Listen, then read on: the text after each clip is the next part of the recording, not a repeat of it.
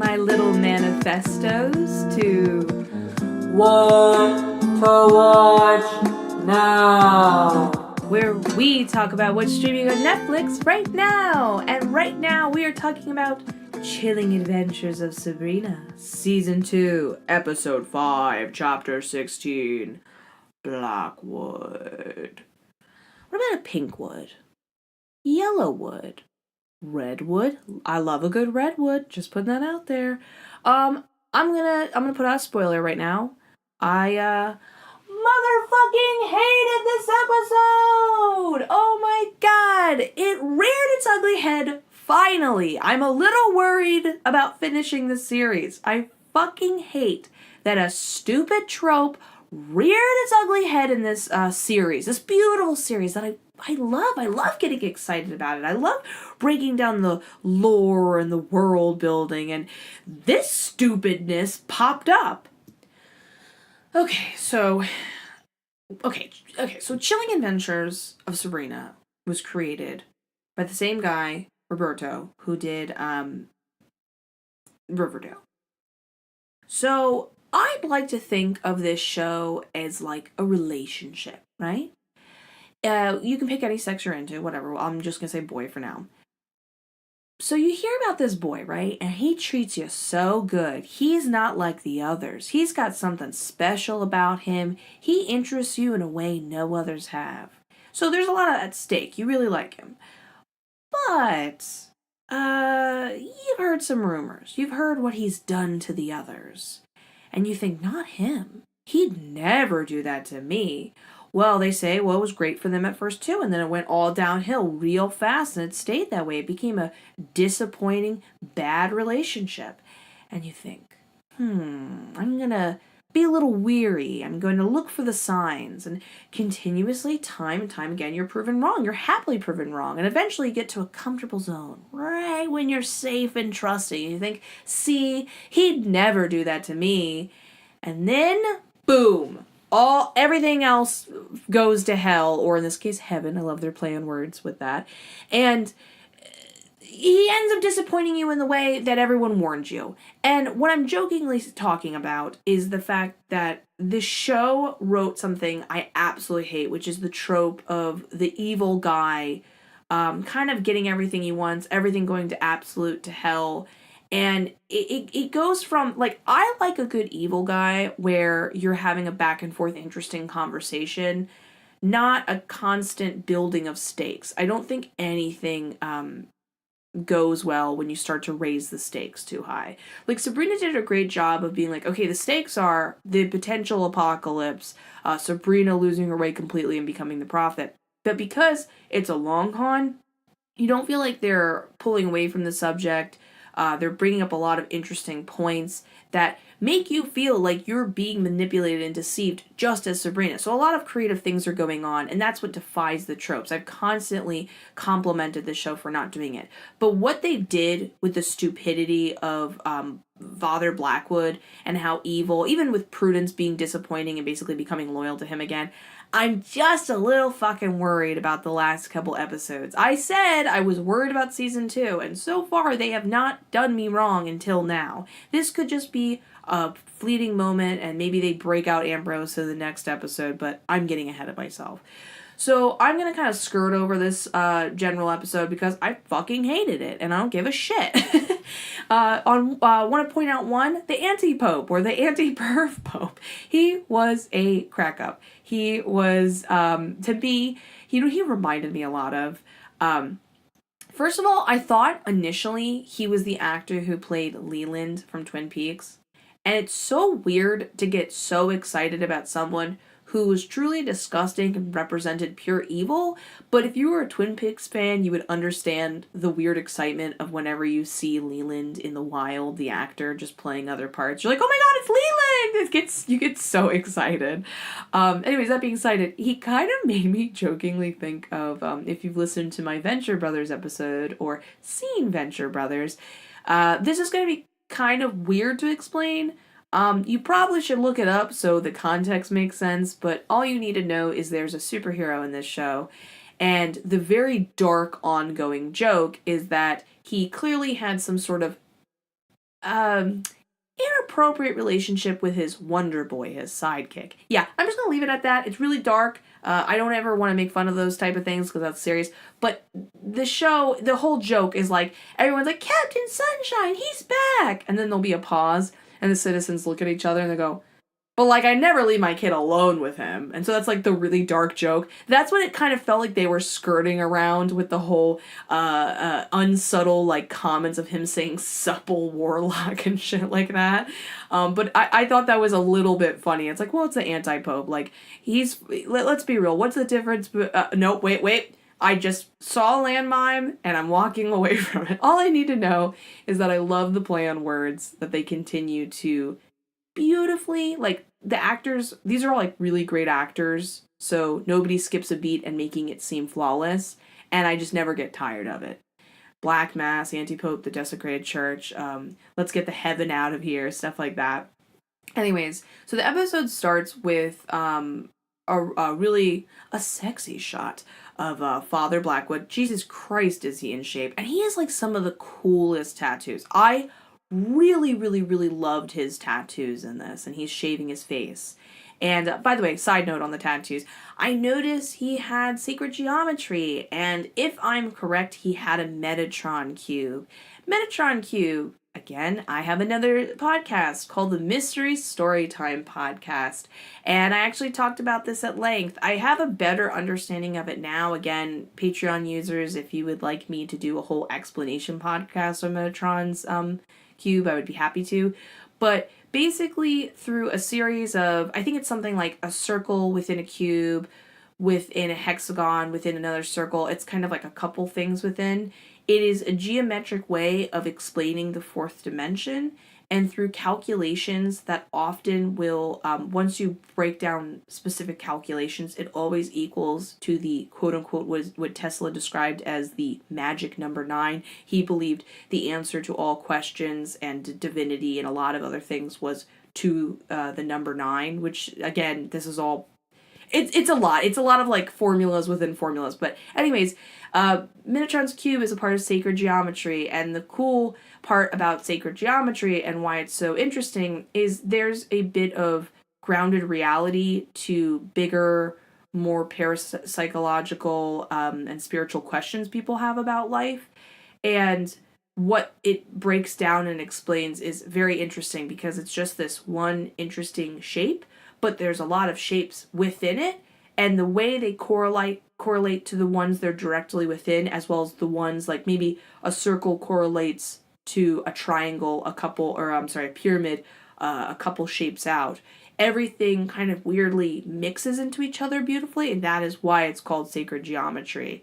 I hope I did a good job giving kind of a brief explanation of it. So I got excited when I saw he had the evil eye or the third eye within. Again, I could go on and on about this stuff. It's so fucking cool. Again, I have another podcast if you're interested in that shit. And also, if you have any questions, if you're a Patreon user, I'd be more than happy to talk about it and do, like, specific secret podcasts for these subjects because it's so cool and interesting. So anyways, when he had the evil eye and the what I thought was Metatron's cube, the way they kind of skirted over it, I was like, oh, I love those little Easter eggs.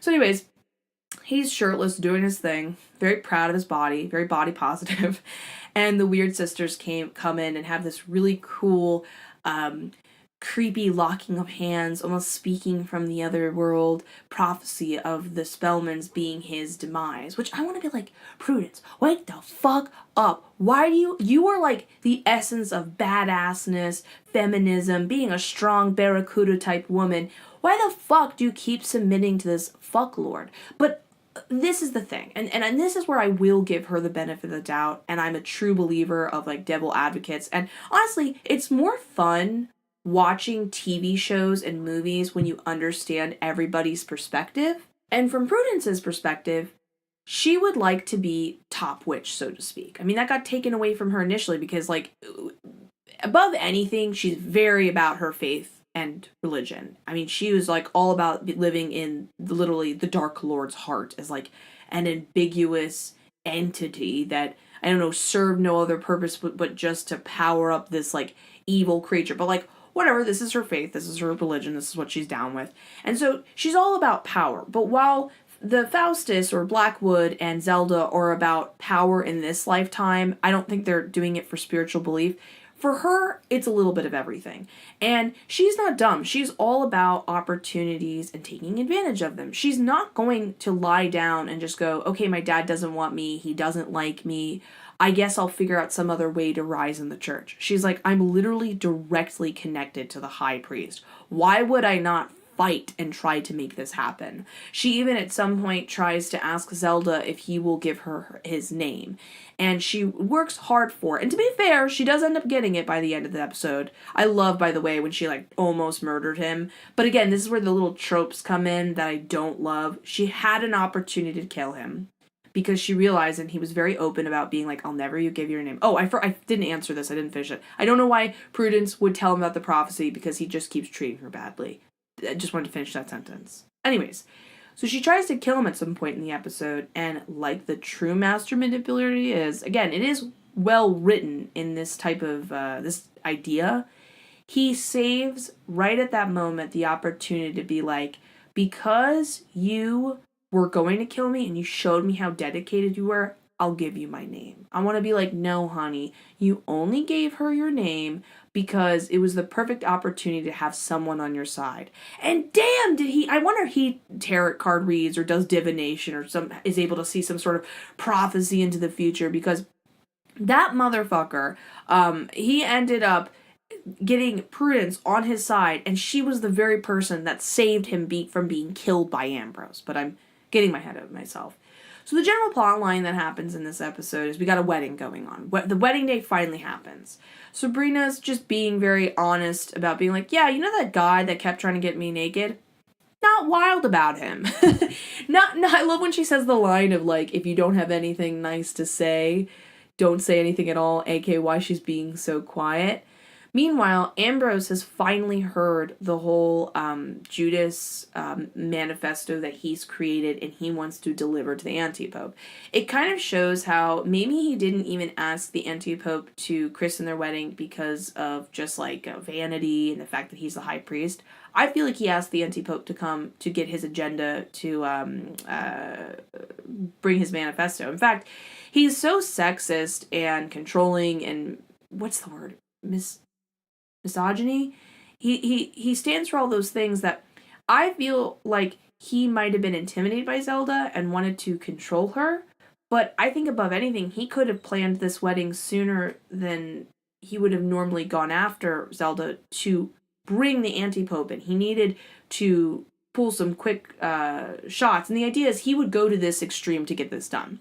So when Ambrose is aware of this manifesto, and it's all about like putting down witches and making them be subservient, which is so annoying because I would say right now in the church, while he has his own personal beliefs, it's pretty even. It's not about witches being, like, he keeps seeing that witches are held to a higher standard, but in reality, everyone's quite equal and equal opportunity.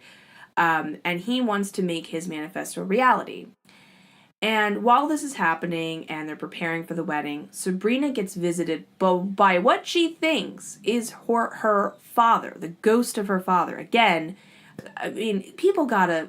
Is there some sort of fucking spell where you can see through glamours? Because at this point, Lilith is like not only a master of glamoring, but she has used the same old trick of coming across as someone Sabrina can trust time and time again. You think, I mean, to be fair, Sabrina has no idea she's been glamored any of these times, so that makes sense. She wouldn't have any sort of shield or ability to look out for that. But it's like, girl, I mean, come on, like, you truly are naive. Like, as a witch, I would have that thing, that little rock from Coraline, the little triangle rock, or the thing from, it was also in the Spiderwick Chronicles, and use this, like, seer stone to be like, I would literally, like, wear it as a monocle around my eye and be like, which one of you bitches are lying to me?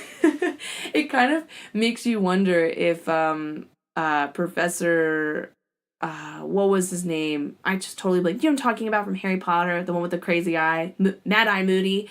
He should have done something like that, taken advantage of his, like, handicapness and really just taken it to next level.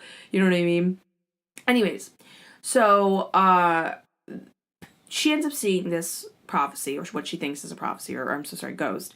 And she's warned about the manifesto existing and that it would be most likely because of the extremes he goes to that Father Blackwood had something to do with killing her parents. And in addition to that, he did that because he was on his way to see the anti-pope and bring his manifesto. So they do some cool magic. By the way, loved the magic in this one. I love the magic every episode, but I really loved the idea of Nick Scratch traveling through the water to be able to kind of teleport to the ocean. And I don't know how he lived. I love the practical conversation between Salem, who should be fucking talking, I will keep saying that, and Sabrina about, like, they might have magic to teleport, but, like, he could still be crushed by the pressure of the water. I mean, even in the last episode, she died through the altitude of space. So, you know, this again goes back to my love of witches. The reason why I think witches are so fun and cool as characters in books and movies, as well as in real life, being a witch isn't just like one simple spell. It's asking and knowing what do you need to have solved and what do you need to prepare for. It's not just about being well educated. And when you are a witch, you are very well educated in multiple subjects, but you have to know how to use that ability. So you're like next level, like your IQ is off the charts to be able to be somebody who's getting, you know, what you need to be done. So that's why I revere witches so much. They're just like, they show what you can do with knowledge and how it can be useful. Even if it's fun and they're evil in a movie, or they're good and they're doing clever things like this. So he travels through the water and he goes to the ocean to get the books.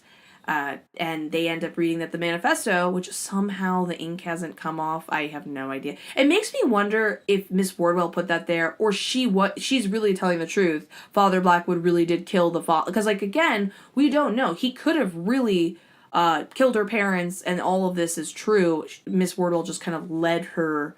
Again, she's almost, it's interesting her surname isn't somehow a shepherd, because she does a really good job leading people down the path she needs them to go. And right now the Dark Lord's like, listen, which, we'll get to back the whole Dark Lord's request in a second. I'm trying not to bounce around too much.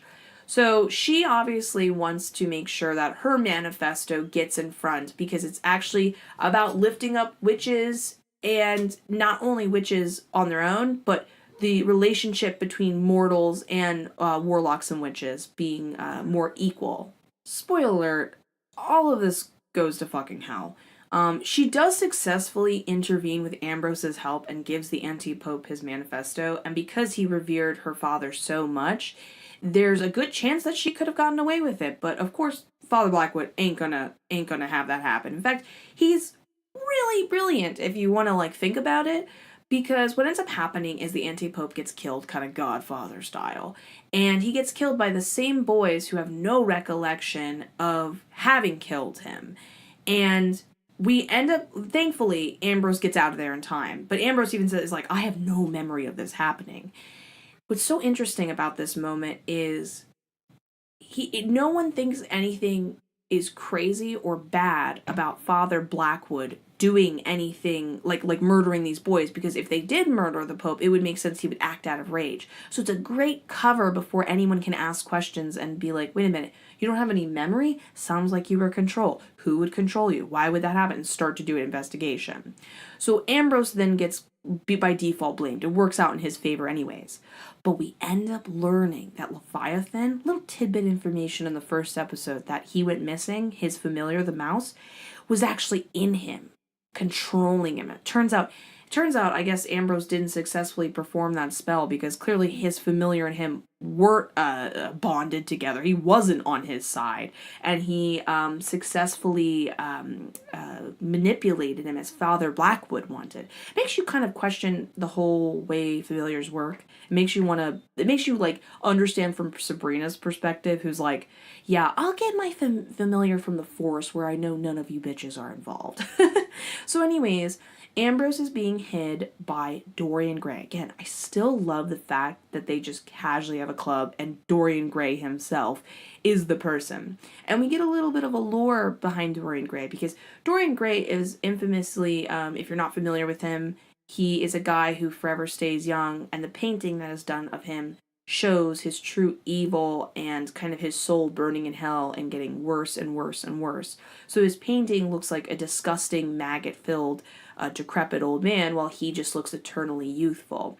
So we learned he can't look at his painting, but he can actually hide there and get out, which is useful, but it's not when he's literally within hell, he hints at. So he has to deal with being in hell to help out a friend. But that's how loyal he is. He truly is no one's.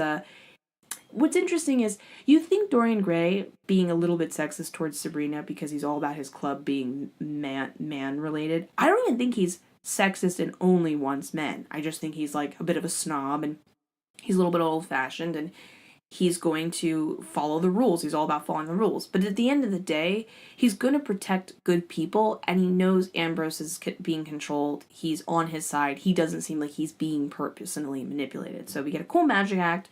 We get a bit of answers. But ultimately, the big showdown in the end is that Sabrina and Nick, like the innocent witches they are, try to glamour and come across as the dead ghosts of her parents and try to stop the wedding, and it doesn't work. Ambrose tries to kill Father Blackwood, but he makes that silly mistake so many people do. Why does like from villains to good people announce like I'm about to kill you? Just be fast about that shit. I mean, like, they need to take a lesson from Prudence. Prudence would slip you and kill you and you wouldn't even know it. It'd be like a huge you would be completely unaware that it even happened, to be honest with you. So she, now that she's just been recently given the name of Blackwood, stops it. So Ambrose ends up getting thrown in prison. And this is the bullshit of it all. While nothing happened to Sabrina and her aunt and Nick, they're just expelled. So it seems like she's going to be joining her mortal friends again. Great way of going back and forth between the mortal world and the witch world. Great writing in that way. Unfortunately, Zelda's a dumbass hoe. God damn, does she do a good job of making me like her one episode and realize she's really not on an... It's like she's not evil, but she for sure is not on your side because the things she ultimately believes in is a problem. It's a juxtaposing idea to what Sabrina wants to accomplish.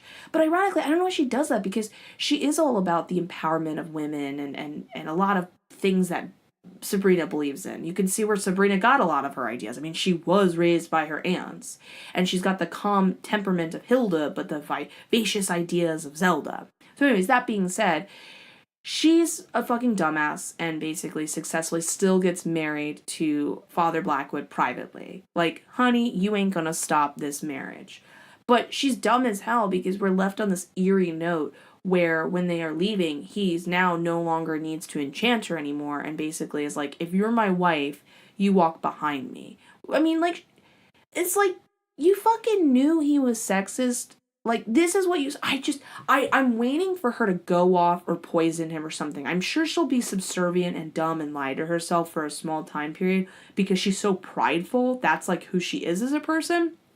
But I'm already, like, that idea of him controlling her, him women, it's just so tropey and boring, and I'm already nervous about watching the episode. But of course, I'm gonna finish the series, like, spoiler. But one thing I want to, like, go out on conversationally on this particular podcast episode is just the conversation about the Dark Lord and his intentions, which is really interesting. Because supposedly, with every witch and wizard being in love with him and all that jazz, he would, of course, I mean, oh, by the way, I skimmed over this, but holy shit, he was going to visit Zelda, and they were going to get it on. I just want to point that out. That is, like, a crazy part of your religion to both want that and be afraid of that. That was, like, this show does a great job of walking the fine line of what it would actually be like, and I think it makes a lot of sense, is what I'm going to say. But anyways, he disappeared, by the way. I think he just didn't want to be with her because I don't know. Has Auntie Pope died? I don't know. We'll talk about that later. I don't have enough information to go into spoiler theories. So anyways, he ends up having a conversation with Oh, I'm so sorry. I'm just totally losing track of my thoughts. Oh, the Dark Lord. Okay, so the Dark Lord asked Lilith, apologies for that, that she wanted him or her to ruin the church. And supposedly, witches and wizards believe that the Dark Lord loves his little covens and loves his witches and wizards and is loyal to them and would do anything and to benefit them. He's on their side. They're following him. He's the right God, as their beliefs tell them. But this guy is actively asking that church to be ruined, which kind of goes against the fact that, like, of course, he's only doing what he wants for him. He doesn't give a shit about you guys. He's giving you what you think you need to hear so you'll follow him and do what he wants, and he can get your soul, and you can be pawns a part of a greater scheme. But in reality, he's going to do whatever he wants. And if he needs to take down a church to get what he wants, then hell yeah, he'll do it. Now, that didn't successfully happen because, by the way, is it not so cute on a side note that Miss Wardwell is like, she was even told by the Dark Lord to kill him, and she's doing whatever she can to protect him. Because she's, like, being treated nicely. And, like, she even was honest with her beau about marriage, and she came from a place of perspective of being like, I'm against it.